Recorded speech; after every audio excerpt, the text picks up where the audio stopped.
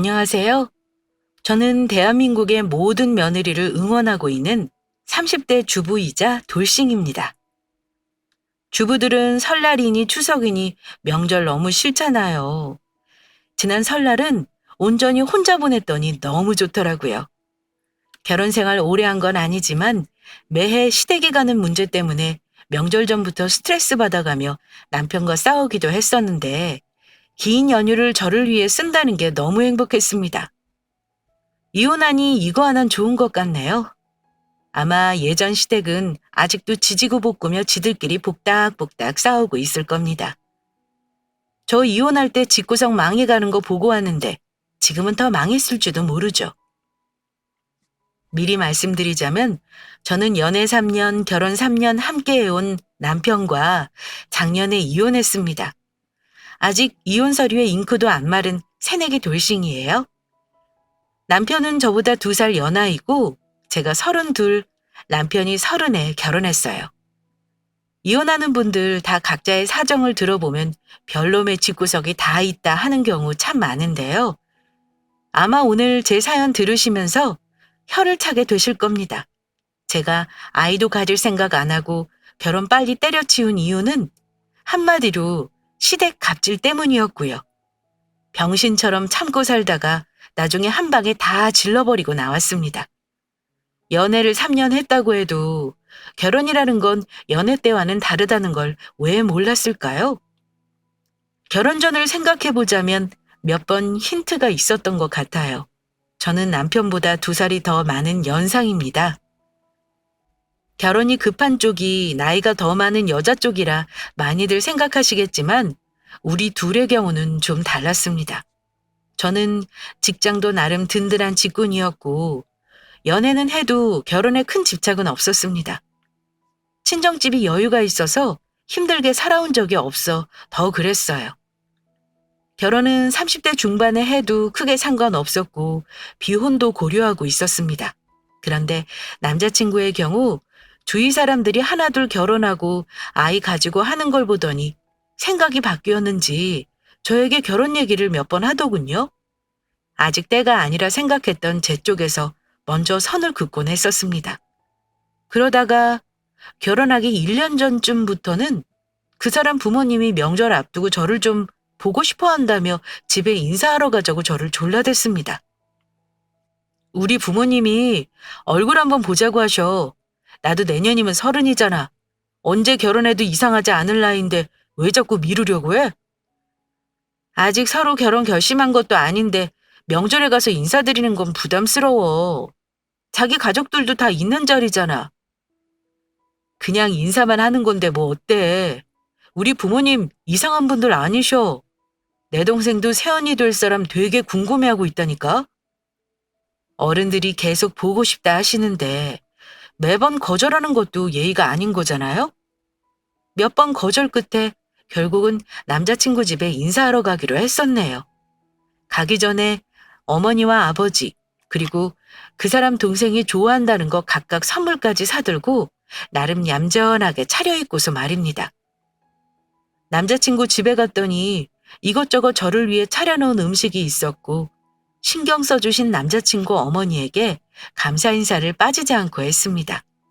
사귀면서 정식으로 남자친구 가족을 처음 본 자리라 음식이 목에 넘어갈 것 같지 않더라고요. 저도 긴장했지만 남자친구 부모님과 여동생도 식사하는 내내 저를 파악하기 위해 애쓰긴 마찬가지였습니다. 특히 예비 시어머니 되실 분은 저에 대해 이것저것 많이 물어보시더군요. 당연히 당신 아들이 결혼하고 싶다는 사람인데 궁금한 게 많으시겠죠. 간혹 무리한 질문도 있었지만 크게 개의치 않고 넘어갔습니다. 나이가 몇 살이라고? 31라고 했지? 우리 진우보다 2살 많다는 얘기는 들었어. 그럼 부모님들이 결혼을 서두르시겠구나. 이러시길래 아니에요. 저도 그렇고 부모님도 그렇고 지금 결혼을 급하게 서두르진 않아요. 저희 부모님은 늦게 가도 된다는 주의셔서요. 지금도 이르다고 하시는걸요? 그거야 그냥 하시는 말씀이지. 여자는 30 넘어가면 퇴물이지 뭐. 어느 남자가 30 넘은 여자 좋다고 하겠어. 그저 여자든 남자든 젊고 싱싱할 때 결혼하는 게 좋은 거야. 굳이 부인하면 말이 더 많아질 것 같아 예비시모 그 말에 그냥 웃고 말았습니다. 남자친구 여동생은 그 사람보다 3살이 어렸고 저보다는 5살이 어렸습니다. 그러니 저한테는 한참 어려 보였어요. 그런데 처음 본 예비신우 인상이 만만치가 않았습니다. 남자친구에게 듣기로는 오냐오냐 자라 버릇이었고 간혹 말이 뇌를 거치지 않고 나오기도 해서 걱정이라고요. 하지만 남매지간 사이는 좋은 편이라고 제게 자랑을 하더라고요. 걱정이라면 여동생이 고등학교 때 공부를 하도 안 해서 겨우 전문대 졸업시켜놨는데 아직도 취직을 못하는 게 그 집에서는 걱정이라 들었습니다. 저는 시모도 어려웠지만 이 예비 신우와 어찌 친해질지 걱정이 많았었는데요. 아니나 다를까 친하게 지내기 쉽지 않을 것 같았습니다. 예비 신우이는 제 나이를 듣고 대번에 이렇게 말을 하더라고요. 우리 오빠보다 2살이 많다고요? 아, 그럼 내가 신우이 노릇하기 힘들겠네. 그랬더니 남자친구가 신우이 말을 듣고서 이렇게 말하더라고요. 세언니한테 무슨 신우이 노릇을 하려 그래. 그러지 말고 서로 연락도 주고받으면서 친하게 지내. 네가 동생이니까 이제부터는 세언니라고 부르면 되겠다. 남편 동생 말뜻은 제가 나이가 오빠보다도 많고 본의없겠다는 말이었는데요. 대체 무슨 신우이 노릇을 하려고 했기에 그렇게 아쉬워하나 했습니다. 남자친구가 원래 신우이를 엄청 예뻐하고 친하다는 건 알고 있었는데요. 아마 제가 자기 오빠를 뺏어간다고 생각해서 그런 걸까요? 말에 약간 가시가 돋쳐 있다는 걸 느꼈습니다. 뭐 자기 말로는 내가 나이가 더 많아 신우이 노릇하기 힘들 것 같다더니 막상 결혼하고 나서 저를 제일 괴롭히고 남편과 제 사이 이간질한 게 다름 아닌 신우이였습니다. 어쨌든 남자친구 가족들의 온 관심을 받으며 식사 자리를 이어나가고 있을 때였습니다. 그런데 남자친구 어머니가 대뜸 하시는 말씀이 너희 둘이 결혼하더라도 우리가 집은 못 해줄 것 같구나. 우리가 노후 준비가 어려운 처지라 자식들 지원은 대학 때까지만 딱 해주기로 해서 말이다. 직장 생활하면서 각자 열심히 벌어서 결혼하는 걸로 약속한 거 혹시 알고 있나 모르겠다. 결혼을 해도 예비시댁에서는 금전적인 지원이 어렵다는 얘기를 하시더라고요. 저는 뭐라 대답할지 몰라 당황스러워 그냥 네 하고 대답만 했습니다. 예비 시모와 시부는 본인 아들의 칭찬과 부족한 점을 제게 이야기하시더니 두 분이 어떻게 결혼을 하셨고 힘든 형편에 어떻게 가정을 일구셨는지 얘기해 주셨습니다. 그렇게 식사를 마치고 일어나려는데 남자친구 어머니가 이러시더군요. 오늘은 너 처음 인사 온 자리니까 설거지랑 뒷정리는 할 필요 없다. 내가 할 테니 거실에 앉아 있으렴. 예비 시모는 저에게 뒷정리는 도울 필요 없다고 하시더니 남편 동생에게는 과일을 깎게 하셨습니다. 저는 예비 시모 말을 고지고대로 듣고 남자친구와 거실에 가서 불편하게 앉아 있었습니다. 그런데 예비 시누이가 입을 삐죽거리면서 부엌에서 하는 말이 들리더라고요. 엄마, 우리 집 며느리 될 언니인데 처음부터 손님 대접하는 게 어딨어? 처음부터 같이 할 버릇을 해야지. 이러면 나중에 손님 대접만 받고 가려고 할걸? 아유, 이거사. 그런 건 엄마가 알아서 하는 거야. 왜 벌써부터 신우짓 하려고 들어? 아서라, 아직은 아니야. 두 사람 사이에 이런 대화가 얼핏 오가는 걸 듣고 저는 생각이 많아지더라고요. 신우이가 한 말도 그렇지만 예비 시모의 아직은 아니다라는 말이 계속 마음에 걸리기도 했고요. 그 불편했던 첫 만남 이후 두 번째 뵈었을 때는 나름 친해졌다고 생각하신 건지 예비 시모가 하시는 말씀이 다음 주에 우리 제사가 있는데 올래? 와서 친척들도 보고 미리미리 일도 배우고 말이야. 이렇게 말씀을 하셨는데요. 제가 난감해하자 옆에서 남자친구가 엄마, 결혼도 아직인데 무슨 제삿날 사람을 오라 그래요? 하며 정색을 했습니다. 그러자 멋쩍은 듯 하시는 말이 이랬습니다. 아니, 기왕 친척들 모이는 김에 와서 얼굴 보면 좋지 않겠니? 그냥 우리 첫째 며느리 될 사람이라고 얼른 소개해주고 싶어서 그러지.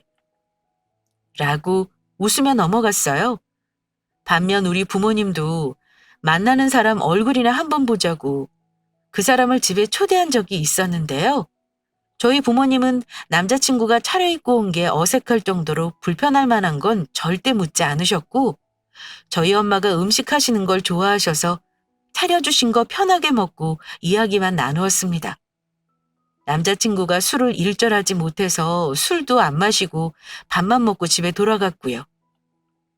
저는 예비시댁과의 2번의 만남을 겪으면서 아무리 생각해도 어머니가 조금 선을 넘으시고 무례하신 게 아닌가 하는 생각이 들었지만 따지고 들지 못하는 제 못난 성격 탓에 그냥 넘기고 말았습니다. 하지만 그 후 남자친구 어머니가 더 무례한 행동을 몇 번 하신 적이 있습니다. 저희 화장 지운 얼굴이 궁금하시다며 사진을 요구하기도 하셨고요. 남자친구와 저의 데이트에 본인이 자꾸 끼려고 하신 적도 있었고요. 시누이가 면접 준비를 도와달라며 같이 백화점에 가서는 반강제로 제가 시누이에게 선물을 하게 한 것 등등 여러 가지 일이 많았어요. 그중에 제가 제일 기분 나빴던 예비 시모의 말은 결혼할 때 집을 못 해주니 시댁에 들어와 같이 1년만 살아보자는 말이었네요. 집 못 해준다는 건 처음 인사하러 갔을 때부터 들었던 말이지만 저는 시댁에서 집을 해주고 못 해주고 크게 상관없었습니다. 결혼한다면 집이야 여유 있는 쪽에서 해도 그만이라 생각했어요. 그런데 난데없이 시집살이를 하라고 하질 않나. 우리 집 해주려면 시골 땅을 팔아서 해야 하는데 그러려면 자기들 노후는 너희들이 책임져야 한다는 말까지 하셨습니다. 그러시고는 본인이 예전에 없는 집안에 시집아 시집살이 호되게 당하신 걸 구구절절 저에게 말씀하시면서 이러셨습니다. 나는 시집살이를 아주 맵게 당해본 사람이야. 그래서 며느리는 절대 시집살이 시킬 생각 없다. 너는 절대 시집살이 걱정은 안 해도 될 거야. 나같이 좋은 시어머니 아마 대한민국에 없을 거다. 하고 깔깔거리며 웃으시기까지 했습니다. 그쯤 되니 저도 참지 못하겠어서 남자친구에게 부담스럽다는 말을 하긴 했습니다. 어머니가 너무 말을 함부로 하시는 것 같아. 지금도 이러시는데 결혼해서 혹시 더 하실까 봐 걱정이다. 이런 건 자기가 중간에 역할을 잘해줘야 할 것 같아. 어머니가 심하다 싶으면 중간에서 좀 잘라달라는 뜻으로 부탁한 거였는데 돌아온 첫마디가 뭐였냐면요. 그걸 왜 나한테 말해? 기분 나쁘면 그때그때 네가 직접 어머니한테 말씀드려. 내가 말하면 우리 엄마 상처받으시잖아. 근데 우리 엄마가 뭘 그렇게 말을 함부로 하셨다 그래? 그냥 웃고 넘기면 될 일 아니야? 엄마가 아무 때나 얼굴 보자 하시는 건 내가 적당히 다 커트해주고 있잖아. 내가 너한테 말하지 그럼 누구한테 말하냐? 그때그때 기분 나쁜 거 말하면 네 엄마랑 나랑 사이가 좋을 수 있을 것 같아? 인사드린 이후로 너랑 만나는 거에 대해 간섭이 너무 심하다 생각 안 해? 내가 장손이고 첫 결혼이라 궁금하신 게 많아서 그러신 거야. 원래 아들 가진 부모는 그래. 귀한 아들 여자한테 주는 거 아까워하시는 거잖아. 적당히 이해 좀 해주라. 나도 우리 집 맏딸이고 귀한 자식이야. 근데 우리 부모님이 너한테 부담 준 적 있어? 남자친구의 예상 밖의 대답으로 우리는 그때 크게 싸웠습니다. 결국 남자친구는 저에게 미안하다며 사과를 했습니다만 그 일로 결혼을 망설이면서 미루자는 말을 했었습니다. 그런데 남자친구 그때는 본인이 결혼에 몸이 달아있던 상황이라 저를 엄청 설득했어요. 우리 어머니 아버지는 옛날 분이시고 저렇게 살아와서 어쩔 수가 없어. 내가 최대한 다 막아줄 테니까 나만 믿어줘. 시집살이 시킨다고 하면 우리 부모님 집에서 멀리 떨어져 살아도 돼. 나는 너희 부모님이 어떤 요구를 하셔도 다 들을 생각이니까 너도 우리 부모님에 대해 어느 정도는 감내해줘. 이렇게 말하며 결혼을 설득했습니다. 사실 저는 남자친구도 결혼을 그렇게까지 원할 거라고 생각하지 않았어요. 그 사람은 원래 결혼 준비가 완벽히 되어 있어야만 결혼한다는 생각이었는데 저렇게 결혼을 서두를 줄은 몰랐습니다. 아무래도 그 즈음에 남편 또래 나이 주변 친한 사람들이 혼전 임신으로 갑자기 결혼을 한다거나 혹은 어느 한쪽 집안에 돈이 많아서 오랜 연애 끝에 결혼을 한다거나 그런 걸 보면서 본인도 결혼 생각이 든 것 같아요. 만나면서 우리 집이 부유하다는 걸 어느 정도 파악하고 있었기에 더 그랬겠죠. 저도 마음의 준비가 되면 상견례를 하자고 했지만 막상 결혼을 미루더라도 그 사람과 헤어지겠다는 생각은 안 했어요. 그때만 해도 그 인간이 좋아서 한 연애였고 그 힘든 시기에 남자친구가 나름 힘이 되어줬던 거 생각하면 그 사람을 못 놓겠더라고요. 남자친구 행동을 보면 중간 역할을 크게 잘할 것 같지 않다는 게 걱정이었죠. 친정 엄마에게 결혼에 대한 고민을 털어놨더니 남자는 여자하기 나름이잖아. 김서방도 결혼을 해봤어야 중간 역할을 잘하든지 못하든지 하는 거 아니겠니? 네가 정 김서방이 좋으면 잘 구슬려가며 네 편으로 만들어 살아야지 어쩌겠어? 이렇게 말씀하신 반면 제 주위 친구들은 아무리 생각해도 이 결혼은 아니라며 저를 뜯어말리기도 했습니다. 얘기하고 보니 이미 결혼하지 말아야 할 이유가 참 많았네요. 솔직한 제 마음은 그 사람과 결혼은 하고 싶지만 그 사람 어머니와 어려운 가족들만 생각하면 자신이 없는 그런 상태였달까요? 이해가 가시려나 모르겠네요. 아무튼 결혼하고 싶다는 마음이 그때는 이겼네요. 그래서 결국 이듬해 상견례를 하고 그 인간과 부부의 연을 맺게 되었습니다. 결혼 준비하면서 중간에 우여곡절 당연히 많았어요. 막상 상견례는 무사히 했는데 생각보다 남편 쪽 형편이 제 친정과 많이 차이가 났습니다. 저는 결혼 전부터 시모 입에서 집은 못 해준다는 말을 귀에 못이 박히도록 들어서 시댁 쪽에서 뭘 해주리라는 큰 기대는 하지 않았습니다. 딸 가진 부모 입장에서 엄청 속상한 부분일 수 있는 건데 우리 부모님은 남편이 술, 담배 안 하고 별다른 잡기가 없는 모습에 크게 점수를 주셨어요. 아마 결혼하면 가정적인 사람이 될 거라고 생각을 하셨던 것 같습니다. 친정이 아주 큰 부자라기보다는 두 분이 서울에 사는 집 한 채 있으시고 경기도 남부 쪽에 저와 동생 주려고 미리 장만해 놓으신 아파트 두 채 있으세요. 아빠는 연금 수급자라 노후 걱정 전혀 없으시고요. 두 분이 놀러 다니시며 재미나게 사시는 딱 그 정도입니다.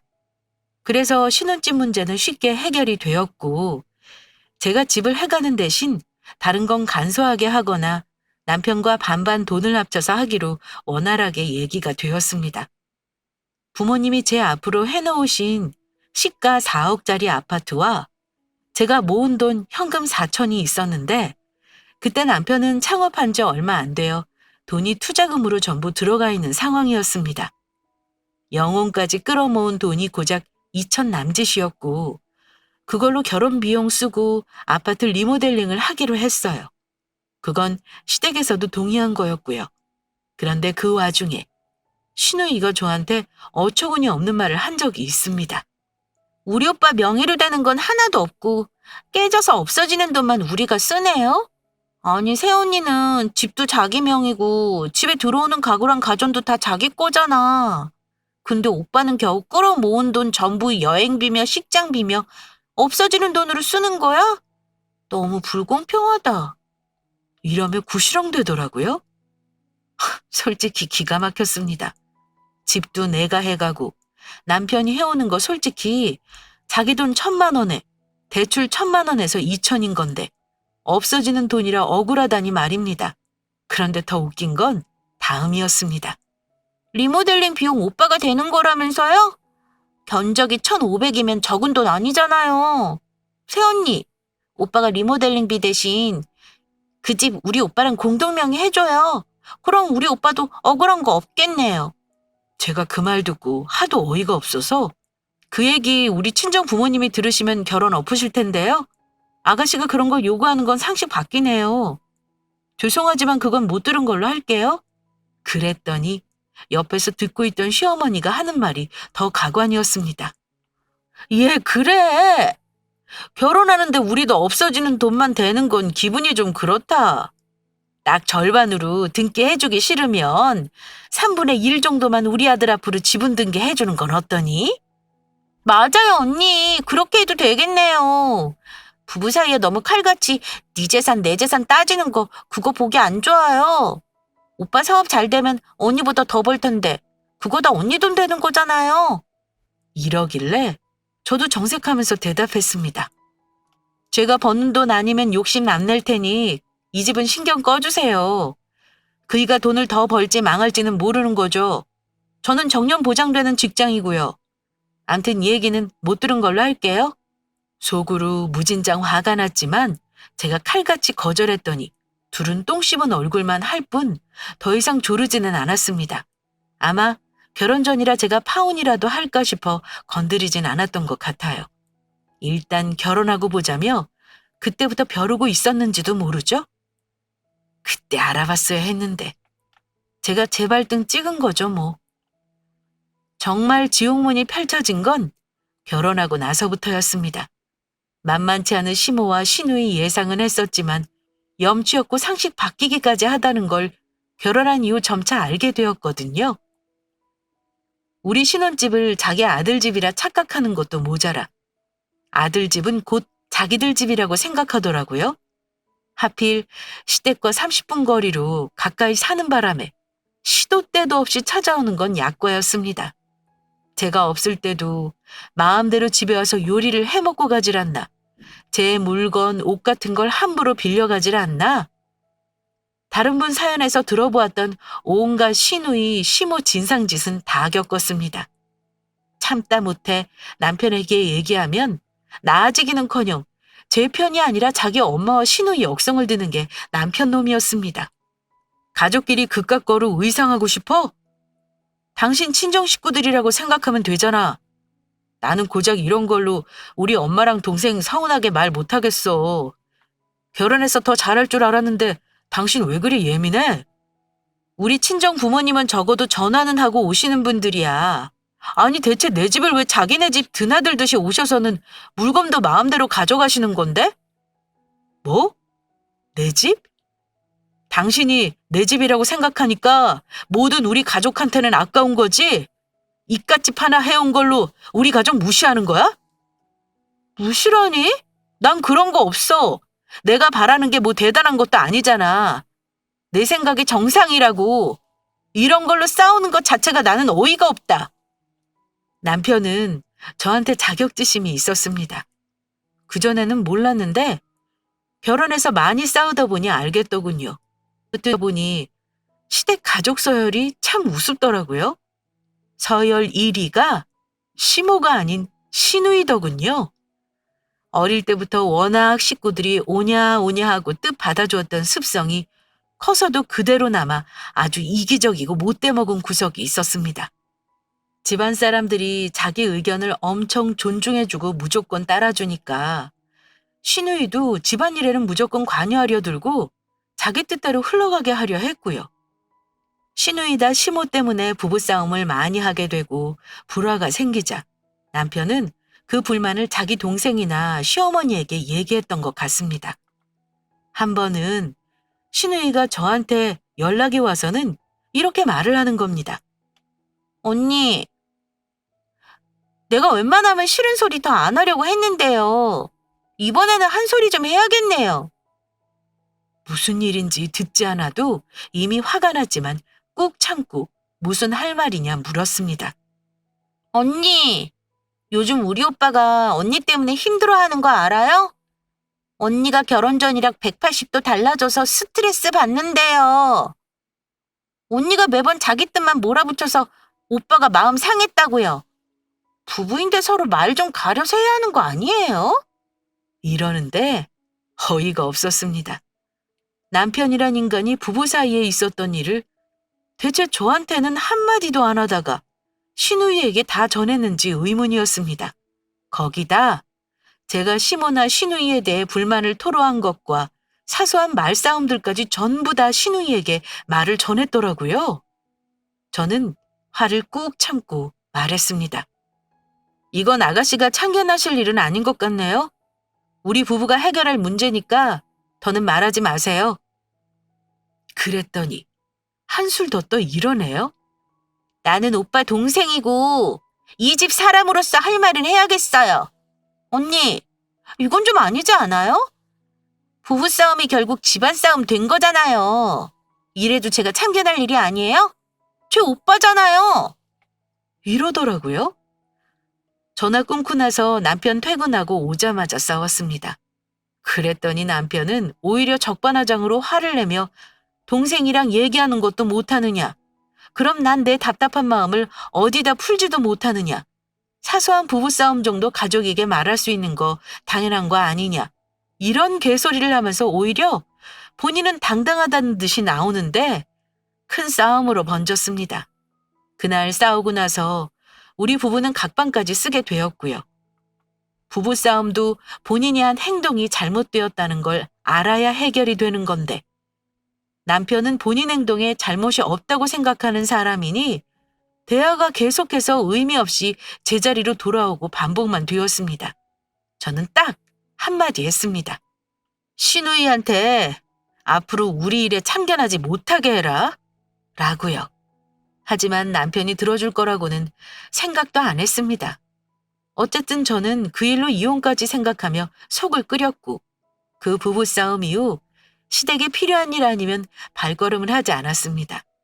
본인들도 최소한의 양심은 있어서 그전처럼 불쑥불쑥 우리 집에 들이닥치는 일도 없었고요. 남편은 솔직히 저한테 불만 표시 많이 했어요. 제가 다른 집 며느리처럼 잘하려는 노력도 하지 않는다는 말도 했고요. 그러거나 말거나 상관없었습니다. 만약 한 번만 더 내게 어이없는 요구를 한다면 다른 생각 안 하고 깨끗이 갈라설 생각이었습니다. 가정에 평화가 없으니까 아이를 가질 생각은 전혀 들지 않았습니다. 말하자면 한쪽 다리는 문 안쪽에 놓고 다른 한쪽 다리는 문 밖에 놓은 상태로 언제라도 때려치울 준비를 하고 있었다는 게 맞겠네요.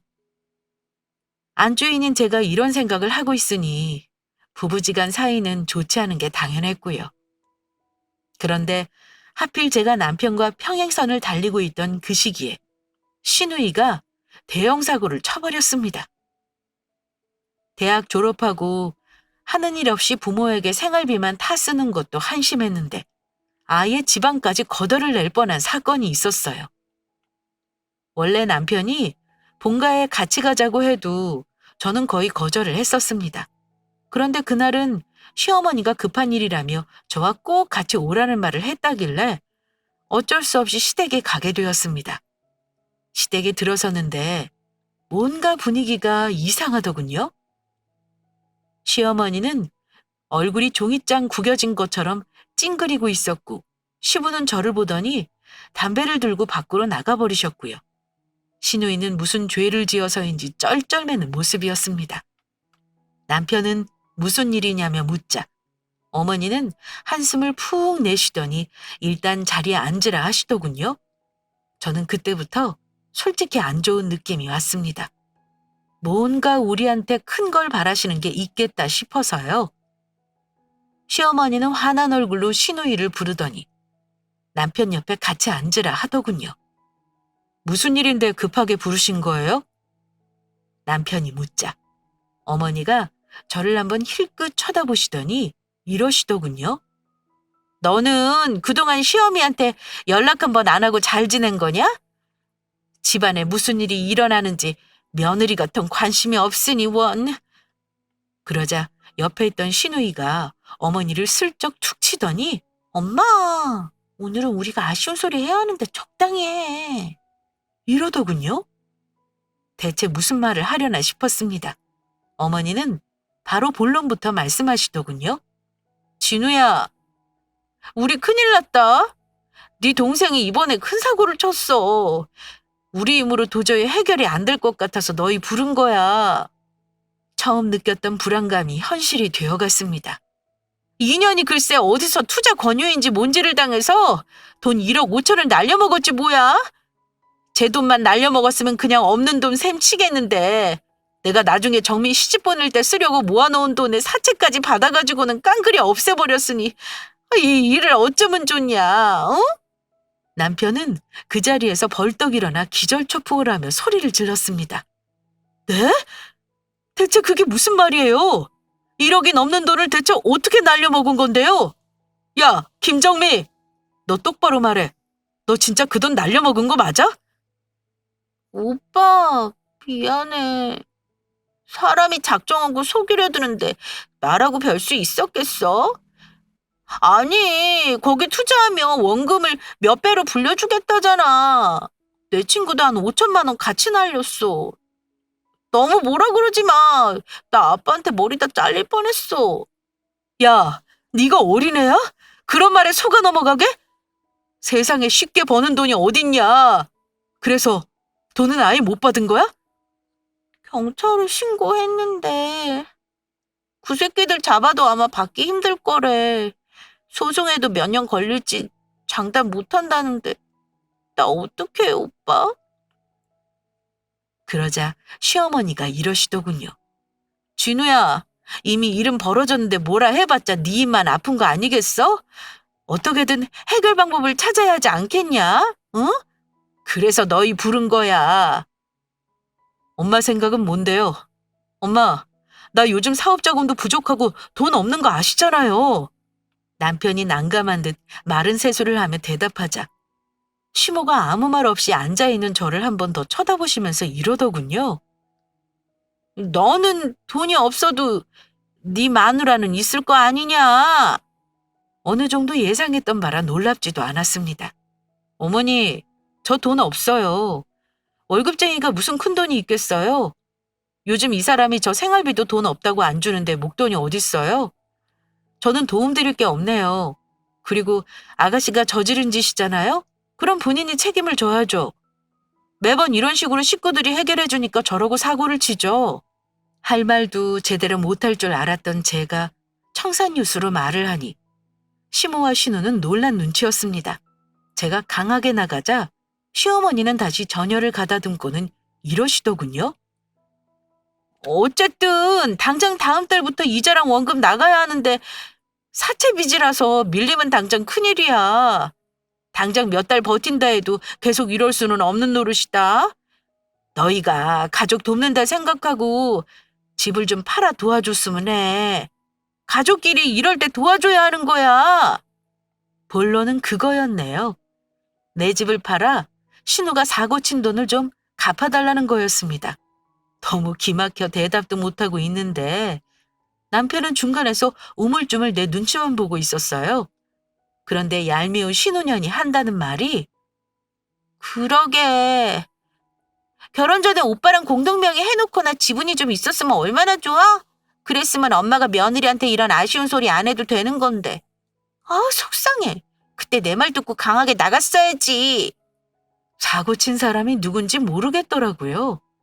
아무래도 그 자리에서 이놈의 기생충 같은 집구석과 연을 끊어야겠다 싶었습니다.